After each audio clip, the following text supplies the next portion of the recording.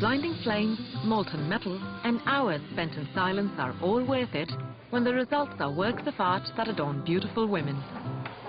Jewellery making is what 54-year-old Wellingtonian Nigel Wong does best. So well that he won the 2010 New Zealand National Jewellery Design Award.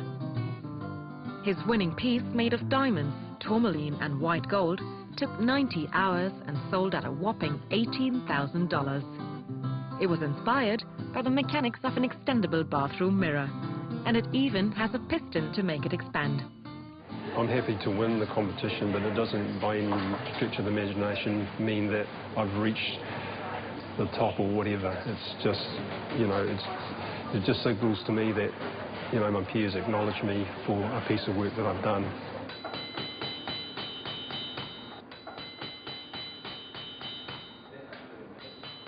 "30 years ago, while training to be a mechanical engineer, Nigel fell for the lure of gold and switched to the art of jewellery making. We're kind of like glorified engineers. We work with metal objects in miniature, and there's a lot of satisfaction in that. And there's the creative aspect, and probably there's more range in terms of it being an art as opposed to being an engineer. So those were the sort of key factors in me making the switch.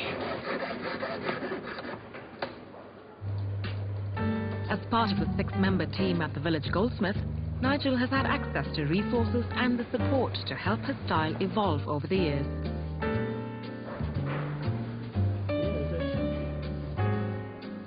I've been down many different tracks of being very organic, you know, like sinewy pieces, sort of more flowery, yeah. And then in recent times I've gone very structural. He's someone who, when he first joined here about 10 years ago, was extremely talented in a lot of creative ideas and also his skill level. What we have at Village Goldsmith, though, is quite a depth of talent, and what we've been able to do is I suppose, nurture the skills that he had and refine them. Most jewellers who learn how to make jewellery don't actually learn how to set the stones because they're almost two separate parts of the industry. And so Nigel is now, you know, one of those very highly skilled individuals.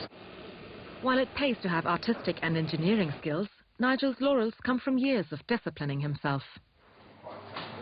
For me personally, it's the concentration, because as a kid I didn't concentrate very well, and I think I've kind of chosen certain things in my life, certain activities, pursuits that force me to concentrate. Because at school, you know, I really had the attention span of an insect.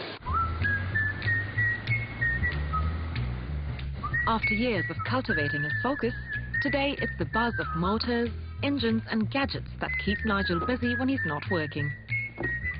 Designing and assembling complex radio-controlled bolts and planes has even won Nigel World Championships.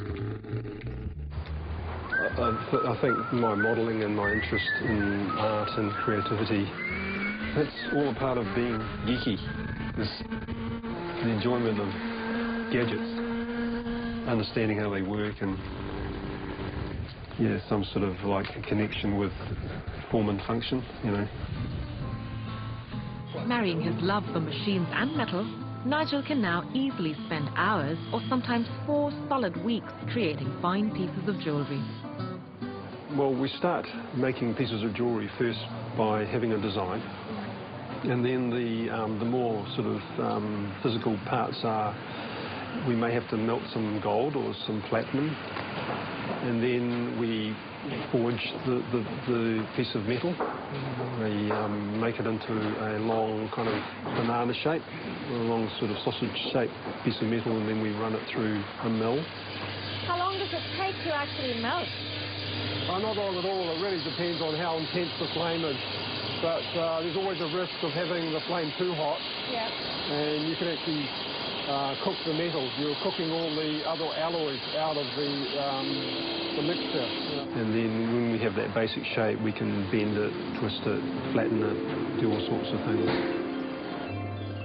It's a process that's ironically unglamorous and cost-conscious.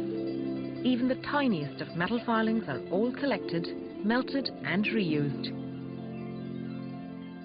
Yeah. Here we have some gold dust and some scrap pieces of gold that are offcuts from previous makes.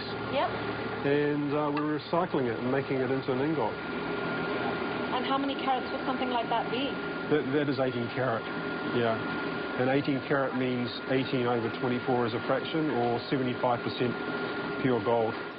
Jewellery making is an art that's been around for millennia, but with new technologies and styles coming in, Nigel knows that even his winning skills need constant polishing. And I've still got many, many years of learning and creativity, and so long as I'm able to, I'll just keep on challenging myself, and or the work that's brought to me challenges me. Just doing what I just do, one step at a time. Yep.